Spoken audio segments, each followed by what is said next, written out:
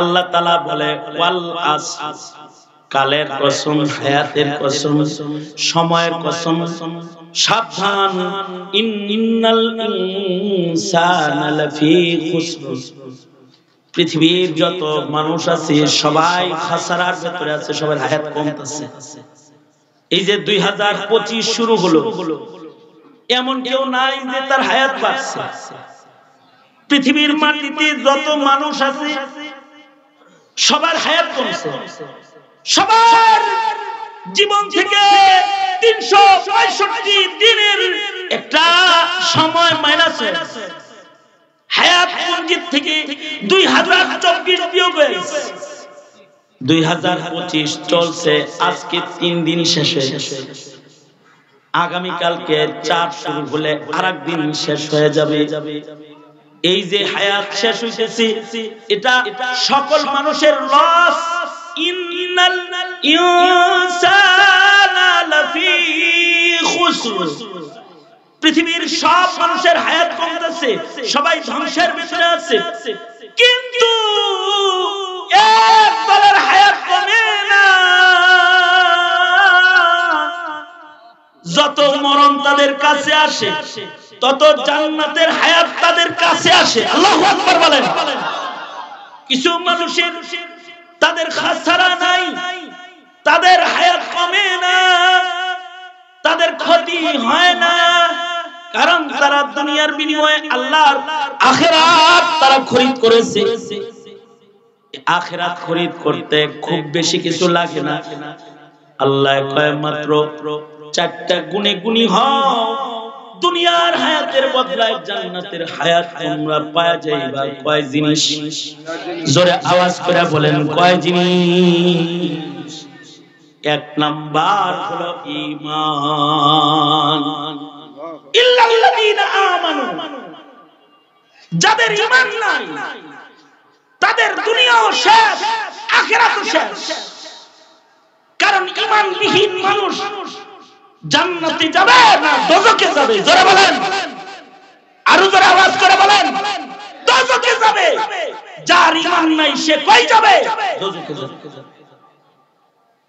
তাহলে যদি আপনি আপনার সন্তানের হায়াতকে মূল্যবান বানাইতে চান, অথবা যদি আপনি আপনার হায়াতকেও যদি মূল্যবান বানাইতে চান, আপনার হায়াতকে যদি মূল্যবান আপনি বানাইতে চান, অথবা যদি আপনি আপনার সন্তানের হায়াতকেও মূল্যবান বানাইতে চান, তাহলে কাজ হলো 1 নাম্বার ঈমান রক্ষা করতে হবে। আওয়াজ করে বলেন, ঠিক না ঠিক? জোরে করে বলেন। তার মানে ঈমান কি? ঈমান কিছু বিশ্বাসের নাম। এই বিশ্বাসগুলো যেন আপনার প্রজন্মের নষ্ট না হয়ে যায়। আল্লাহর উপরে বিশ্বাস, নবীর উপরে বিশ্বাস, কোরআনের উপরে বিশ্বাস, আখিরাতের উপরে বিশ্বাস, কবরের উপরে বিশ্বাস, তাকদীরের উপরে বিশ্বাস, ঈমান। জোরে বলেন, এগুলো কি? এখন যদি খালি বলেন লা ইলাহা ইল্লাল্লাহ বলছে আর কিছু মানে না, ঈমান নাই। ঈমানে মুফাসসাল, ঈমানের অনেক শাখা প্রশাখা আছে। এজন্য আমরা চিল্লাই যে বলো কাদিয়ানি কাফের। কি জন্য চিল্লাই? মুসলমানের ঈমান ঠিক করার লাগি চিল্লাই। কারণ কেউ যদি কাদিয়ানিকে কাফের না বলে সে কি ঈমানদার না বেঈমান? জোরে আওয়াজ করে বলেন, জোরে বলেন। কাদিয়ানিকে কেউ কাফের না বললে, কাদিয়ানিকে কেউ কাফের না মনে করলে তার ঈমান নাই। তাসদিক বির রাসূল বিল জামি কামালাতিহি, শুধু লা ইলাহা ইল্লাল্লাহ বললে হবে না, মুহাম্মাদুর রাসূলুল্লাহ শেষ নবী এটা মানতে হবে। ঠিক কি না? জোরে আওয়াজ করে বলেন, জোরে বলেন। এই আমার প্রশ্নের উত্তর দেন, কাদিয়ানি যে কাফের এটা শিখানোর মতো কোন বই কি স্কুলে আছে? আপনারা পাইছেন? কিন্তু গোমাতা শিখানোর আয়োজন কি আছে? কাদিয়ানি শিখানোর আয়োজন নাই, কিন্তু হিন্দু শিখানোর আয়োজন, হিন্দু ধর্ম শিখানোর আয়োজন আছে, কিন্তু ঈমান শিখানোর আয়োজন নাই। মুসলমান জানে না যে রাসূলকে গালি দিলে ঈমান থাকে না, কারণ স্কুল থেকে রাসূল পড়ান নাই, এবার ভার্সিটিতে যে ওরা আসাদ নূরের দলে চলে গেছে।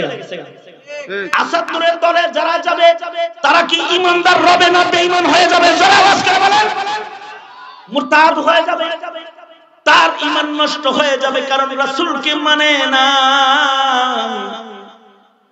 রাসূলের গালি দিলে ঈমান থাকে না, এই জিনিসটা শেখানো হয় না। এই কারণে আমরা ওয়াজে গেলে চিল্লাই, নাস্তিক মুরতাদের ফাঁসি চাই চিল্লাই, আমরা ওয়াজে গেলে চিল্লাই কাফের কাফের কাদিয়ানি কাফের। কেন চিল্লাই? হায়াত শেষ করে যখন মরবে তখন যেন ঈমানদার হয়ে মরে, তখন যেন কাদিয়ানির সমর্থক হয়ে মরে না যায়। কারণ আমার দেশে নতুন প্রজন্ম তো আছে, বহু অফিসাররা আছে, এদের জন্ম মুসলমানের ঘরে কিন্তু এরা কাদিয়ানি। আমি 22 দিন রিমান্ডে ছিলাম, 22 মাত্র। মামলাটা কি? ককটেল মারা মামলা।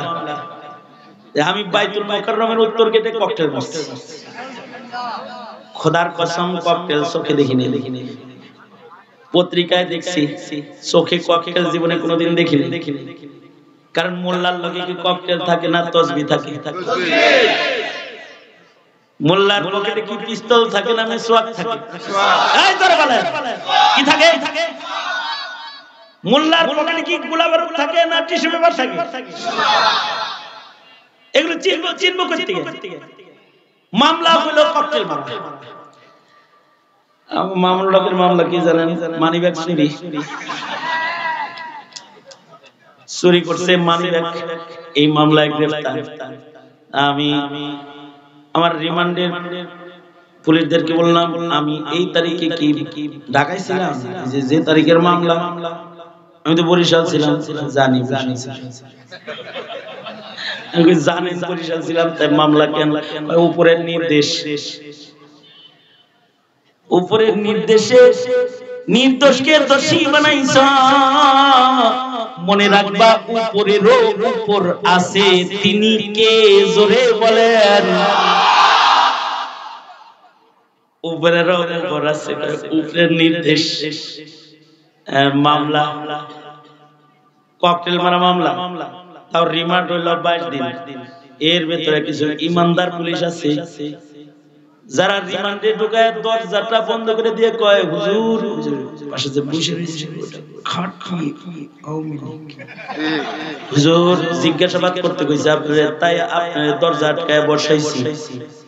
হুজুর আপনার হাতটা দেন একটু চুমা খাই।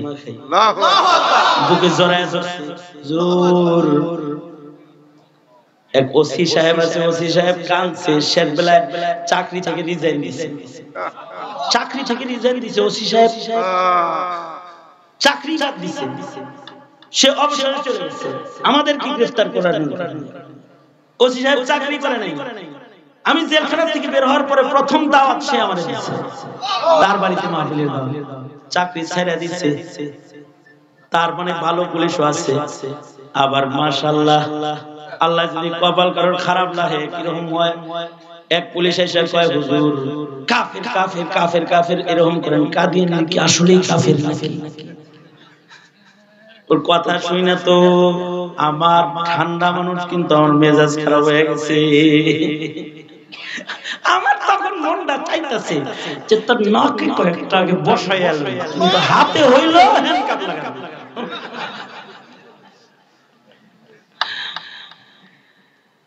আমি বললাম কাদিয়ানি কাফের। আমাদের নবীর পরে নবী? জোরে বলেন, আরো জোরে, আরো জোরে। যারা নতুন বাড়ি ঘর করবেন গেটের ভেতরে লিখে দিবেন কাদিয়ানি কাফের, খুদাই করে লিখে দিবেন কাদিয়ানি কাফের। কারণ বই নাই আপনার নাতিকে নাতিনকে কাদিয়ানি চিনানোর, দাদা হয়ে লিখে দিয়ে যান, এটা 100 বছর লেখা থাকবে কাদিয়ানি কাফের। কমাস কম এই লেখা থাকতে কোন কাদিয়ানি আপনার বাড়িতে ভাড়াই গোনা 7 তলার কোন ফ্লোরে। বুদ্ধিটা খুব ইন্টারেস্টিং।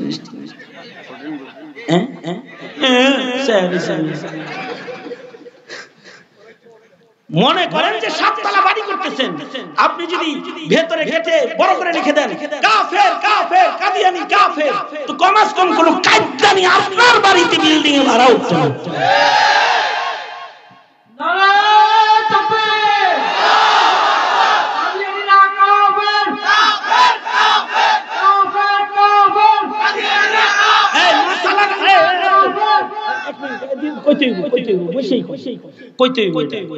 কিন্তু একটা ফতোয়া শুনলাম, শাইখুল ইসলাম আল্লামা আহমদ শফির লাস্ট ফতোয়া হলো যে কাদিয়ানি কাফের বলে না ও কাফের। এইবার ঈমান বাঁচাইতে উনি যা কয় জোরে জোরে বলেন।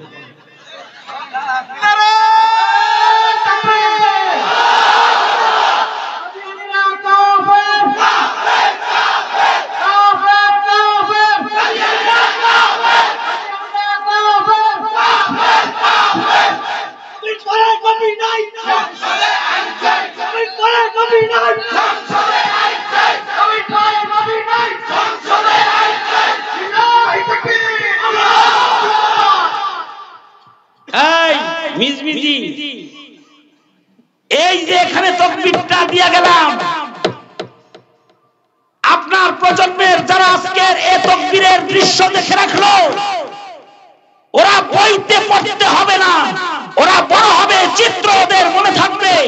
কোন কাদিয়ানি ওদেরকে দাওয়াত দিতে আসলে হাতটা ধইরা বলবে দাদার সামনে বসে জেনেছি তোরা কাফের, কথা বললে পরে পাকিস্তান পাঠায়া দেব।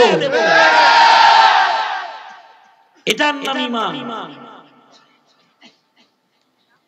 এই ঈমানদারিটা তো কবরে নিতে হইব, কবরে না নিলে পরে বিসমিল্লাহি ওয়ালা মিল্লাতি রাসূলিল্লাহ দিতো না। কি কথা বল না কেন? ঠিক কি না? জোরে আওয়াজ করে বলে। সুতরাং যে সকল আকীদা আছে এগুলো সন্তানকে কি করতে হবে? জোরে বলেন। ধর্মের দাম বেশি না দলের দাম বেশি? নবীর দাম বেশি না নেতার দাম বেশি? জোরে চিল্লে আওয়াজ করে বলেন। আপনার সন্তান নবীর ইজ্জত বুঝে না নেতার ইজ্জত বুঝে, ব্যর্থতা সন্তানের নয়, প্রজন্মের মা বাবার ব্যর্থতা এটা। যদি সন্তানকে নবী চিনাতেন তাহলে নবীর ইজ্জত বুঝতো। যারা চেনে তারা বুঝে, যারা চিনে তারা বুঝে। তারা কলেজে পড়লেও নবীর ইজ্জতে হামলা হলে ওরা রাজপথে কলেজের ছেলেরা দাঁড়িয়ে গেছে, ওরা নবীর ইজ্জত বুঝে। মা বাবার আদর্শ সন্তান। ধন্যবাদ জানাই মিজমিজির যুব সমাজকে। এটা আমার আজকের ওদের দাওয়াতের পয়লা আগমন না, এর আগেও আশপাশে আমি ওদের দাওয়াতে এসেছি। আমি ধন্যবাদ জানাই যে ওদের হৃদয়ে এই নববর্ষের শুরুতে মানুষকে দিনের কথা শোনানোর জন্য বছরব্যাপী ঈমান আমলের শপথ নেওয়ানোর একটা আয়োজন ওরা করতে পেরেছে। ধন্যবাদ ওদেরকে। ওরা ঈমানের কিছু ভূমিকায় অবতীর্ণ হয়েছে। এই কাফেলাকে আল্লাহ কবুল করুন। আওয়াজ করে জোরে বলেন। এইটা ঈমান। ঈমান কোরআনের মূল্য সন্তানকে না বুঝাইলে বুঝবে না, ঠিক কিনা? জোরে আওয়াজ করে বলেন। বুঝবে? বুঝবে না। হাদিসের মূল্য সন্তানকে না বুঝাইলে বুঝবে না। নবীর মুজিজা মিরাজ রজব মাস আইলে বুঝতো না, না বুঝাইলে বুঝবো না। মিরাজ কিভাবে হয় না বুঝাইলে বুঝবে না। ওয়ান শাক্কাল কামার, নবীজির আঙ্গুলের ইশারায় চন্দ্র দ্বিখণ্ডিত হওয়া না বুঝাইলে বুঝবে না। কল্প আর গল্প মনে করবে। এটা যে ঈমান, এটা বুঝে আসবে না, ঠিক কিনা? জোরে আওয়াজ করে বলেন। শেষ নবী না বুঝাইলে আর কেউ নবী হবে না কিয়ামত পর্যন্ত। কিয়ামত পর্যন্ত আর কোন নবী নাই। আমার নবী নবী নবী নাই বিধায়ী নবীর নায়েব ঘোষণা করা হয়েছে। নবী হবে না কিন্তু, এই নবী হবে না কিন্তু। আমি খুব সংক্ষেপে টাচ করে যায়। এমন কিছু জিনিস আছে যা আমরা পাইছি পৃথিবীর আগের কোন উম্মত পায় নাই। যেমন রমজান আমরা পাইছি, আগের কোন উম্মত পায় নাই। এই আওয়াজ করে বলেন, আওয়াজ করে বলেন। যেমন আমরা ওযু পেয়েছি, সাথে তায়াম্মুম পেয়েছি, পৃথিবীর কোন উম্মত তায়াম্মুম পায় নাই। শীতের দিন ওযু করতে কষ্ট, তায়াম্মুম করে লো। জ্বর ঠান্ডা পানিতে ওযু করে, বউ আইলছে এদিক দিয়ে আইছে, জ্বর বিবি হলো আইলছে, মরগা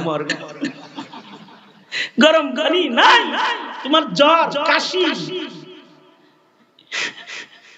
তুমি শ্বাসকষ্টের রোগী, কে বলেছে তোমাকে ঠান্ডা পানি দিয়ে ওযু করতে?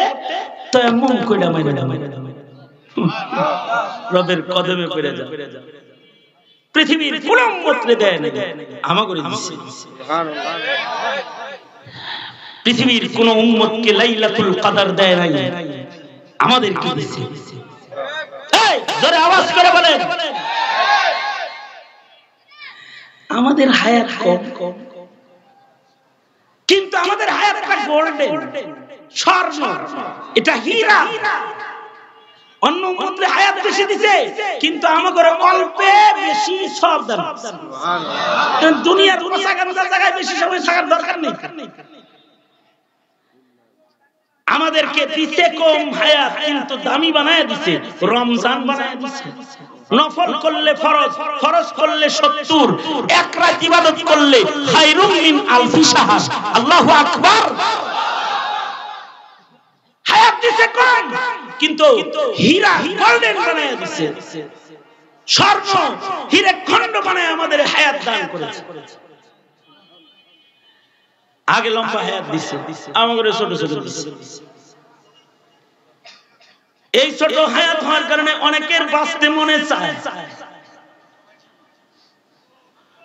অনেকের মনে এটা চায় যে আর কয়টা দিন বাঁচি, ঠিক না? ঠিক না? কিন্তু আর কয়টা দিন বাঁচার মতো কোন বড়ি ট্যাবলেট দুনিয়ার কোন ফার্মেসিতে নাই, কিন্তু আল্লাহর রাসূলের ফার্মেসিতে বাঁচার ট্যাবলেট আছে। আমার কাছে এক ওষুধ কোম্পানি আছে, আমরা দাওয়াত দিতে আইছি। হুজুর পাশেই মার্কেট নিয়ে আসছিলাম, শুনলাম আপনার মাদ্রাসায় না আইছি। হুজুর আমার এলাকায় দাওয়াত, আপনার কোম্পানি কি কি ওষুধ বানায়? জ্বর? হ্যাঁ হ্যাঁ, আমার ব্যাগে আছে, আপনার স্যাম্পল হাদিয়া দিয়েছে। কি কি আছে? আমার তো অনেক রোগী করে, জ্বর আছে, ঠান্ডা আছে, কাশি আছে, ডায়াবেটিস আছে, প্রেসার আছে, যা আছে সব আছে। এগুলো হায়াত বলি আছে, রসিকতা করতেছে। এত বড়ি দিলা ভাই, হায়াত বড়ি দিলা না। তোমার কোম্পানির একটা এমন বড়ি বানাইতে যার উপরে লেখা থাকবে হায়াত বড়ি, যেটা একটা খাইলে এক সপ্তাহ হায়াত বাড়বো, ডবল খাইলে 15 দিন, 4 বেলা খাইলে 1 মাস হায়াত বাড়বো। যদি এমন বড়ি একটা বানাইতে পারো, মার্কেটিং কইরা বেচা লাগবো না, তোমারে সুমা দিয়া ইফতিজিং কইরা ওইটা লয়ে যাবে। কারণ হায়াত বাড়ানোর সবার দরকার। প্রয়োজনে জমিন বেচা তোর বড়ি কিনা বাড়ি নিয়ে সিন্ধুকে আটকায় রাখবো, ছেলেরে জীবন করবো আমি খাই আমি বাঁচি, তুই কামাই করে খাইয়া লাগা। এরকম একটা বড়ি কি বানাইতে পারা যায় না? কয় হুজুর রসিকতা করেন।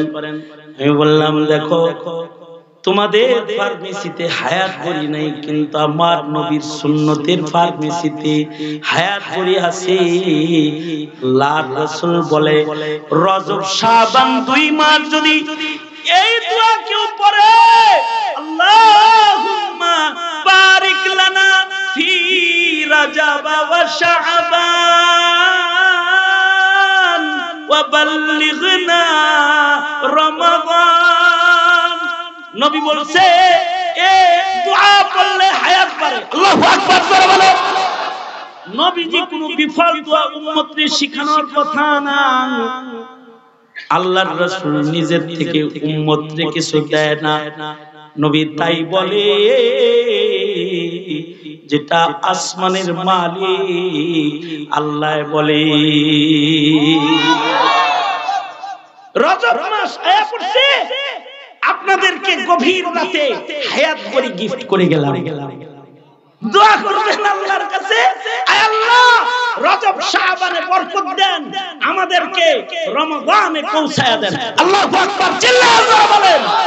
দোয়া করবেন, দোয়া কবুল হবে এই ইয়াকিন নিয়ে। এটার নামও ঈমান। জোরে বলেন, জোরে বলেন, আওয়াজ করে বলেন, এটার নামও কি? এই যত বিশ্বাস আছে শুধু এর উপরে কথা বলতে গেলে পরে 2-4 সপ্তাহ লাগবে। সুতরাং বিশ্বাসের নাম কি? জোরে বলেন, বিশ্বাসের নাম কি? আর শুধু ঈমান দিয়া হইব না, ওয়া আমিলুস সালিহাত। জীবনের নেকির কাম লাগবে, নামাজ লাগবে কি লাগবে কি লাগবে, রোজা লাগবে কি লাগবে না, হজ যাকাত জরুরত আছে না নাই, সাদাকা খায়রাত লাগবে কি লাগবে না, ওয়াজ নসিহত লাগবে কি লাগবে না, জিকির লাগবে কি লাগবে না, দিন কায়েমের রাজনীতি লাগবে কি লাগবে না। তাই জোরে বলেন, আওয়াজ করে বলেন, জোরে আওয়াজ করে বলেন, জিহাদ ফি সাবিলিল্লাহ লাগবে কি লাগবে না। এটা কি সন্ত্রাস না ইবাদত? আরো জোরে, আরো জোরে, সন্ত্রাস না ইবাদত। জিহাদ কি সন্ত্রাস না ইবাদত?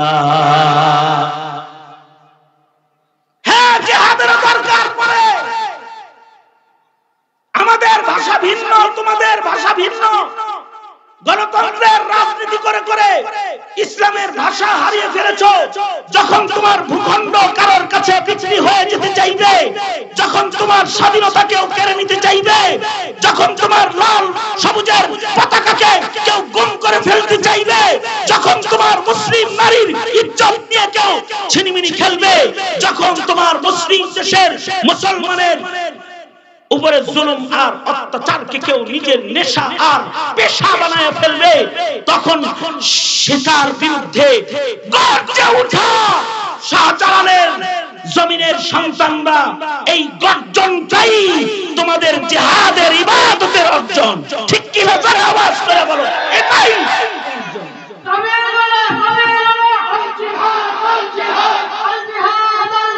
সুতরাং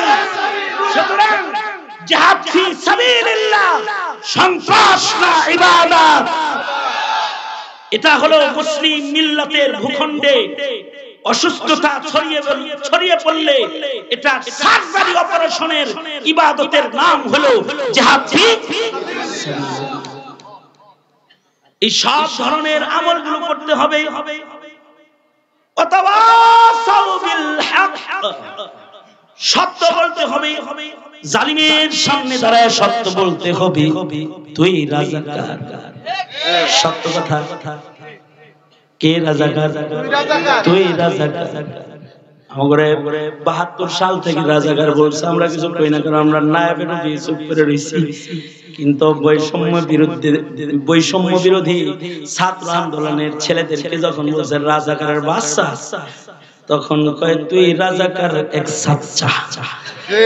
সারা দেশ থেকে এমন ধাওয়া দিছি, এবার রাজাকার খুঁজে পাওয়া যায় না।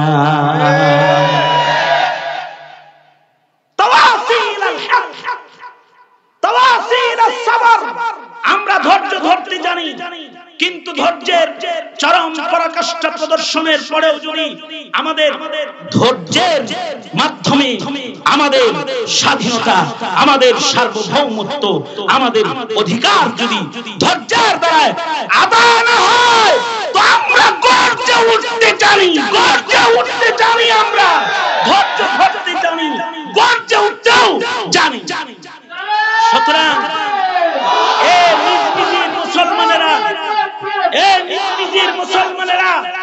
মিজবিজির মুসলমানেরা ধৈর্য ধরবো ঠিকই, কিন্তু অধিকারের বিরুদ্ধে, অধিকার আদায়ের জন্য অন্যায়ের বিরুদ্ধে, স্বৈরাচারের বিরুদ্ধে, অন্যায় শাসকের বিরুদ্ধে গর্জে উঠতে যেন দেরি না করো। তোমরা মুসলিম মুজাহিদ মুক্তি যোদ্ধার সন্তান, যারা এই জমিনকে রক্ত দিয়ে স্বাধীন করেছে, তাদের আওলাদ ফারজান। মনে থাকবে তো? কাদের কাদের মনে থাকবে? হাত ধরে ওয়াদা দাও। আল্লাহ তাআলা এই সমাজকে কবুল করুন, আমিন বলেন। সূরাতুল আসরের আলোকে আমি যে কিছু কথা আপনাদের কানে দিলাম, যা কিছু বলেছি, আল্লাহ আমল করার তৌফিক দান করেন, আমিন বলেন।